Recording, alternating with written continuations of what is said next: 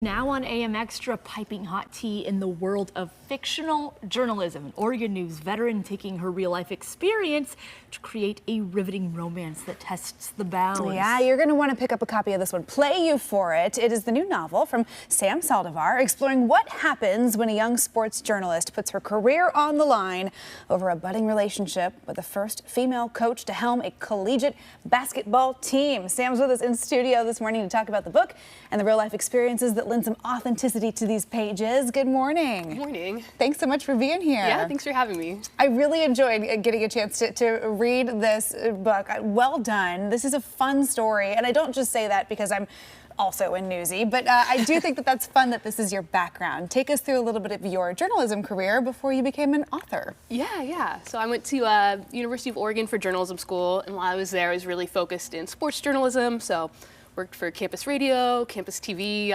interned at Comcast Sportsnet back when that was still around. Fans will remember when that was a thing, Yeah, so I was always in press boxes, on the sidelines. Those were my weekends. I ended up becoming a news producer after that. I didn't go into sports, but a lot of those experiences stayed with me, and I'm just a big sports fan in general. So writing this book was kind of the collision of my experiences and just things I was paying attention to anyway. I've always been a huge sports fan. And then the real life inspiration, I don't know if you guys are familiar with Becky Hammon, the coach of the Las Vegas Aces in the WNBA. Before that, she actually was an assistant coach for the San Antonio Spurs in the NBA, and she had to step in and coach a game for the men's side. And I was like, what if she coached the rest of the season? How cool would that be? Yeah. And that kind of just sparked the rest of the idea there. That's so fun. So give us a little plot teaser of what people will read in the book and the story, the journey that they'll go on. Yeah. We'll definitely get a lot of basketball, but there's romance there, of course.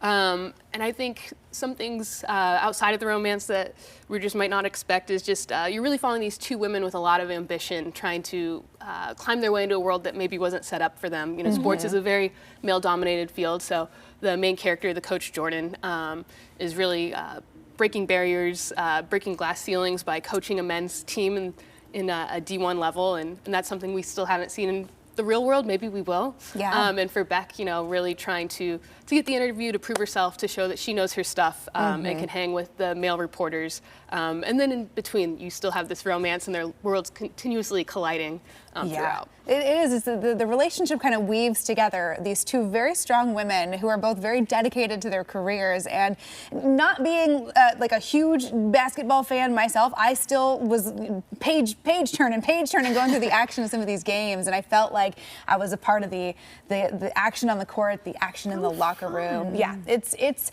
a fun story. But I want to talk a little bit about some of the research you did for this story. You kind of pulled from some of these real life figures and coaches, and you read a lot of bios to kind of get in the mind of a coach, yeah? Yeah, I did read a lot of biographies. I like to do a lot of research and keep things accurate, so my journalism background was already helpful. But as far as the coaching side of things, I read Phil Jackson's Sacred Hoops autobiography, and I read about Pat Summitt, who was the great leader of the University of Tennessee Lady Vols, all-time winningest coach on women's or men's side for a long time. Wow. So there were a lot of great coaches that I got to read about, and just learning how it's not always about the game, it's also about knowing your players and caring for them as people and not just basketball stars. And I really tried to incorporate that in the book as well. Yeah, so what do you hope that people take away from this book when they're finished reading it?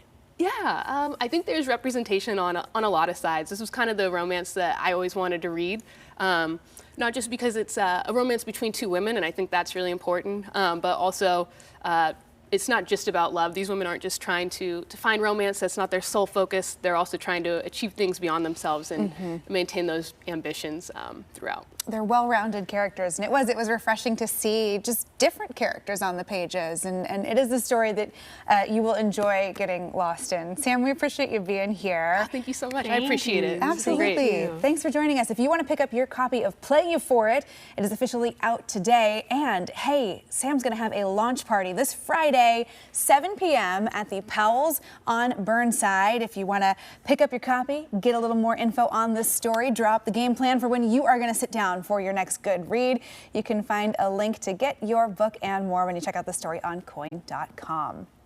It is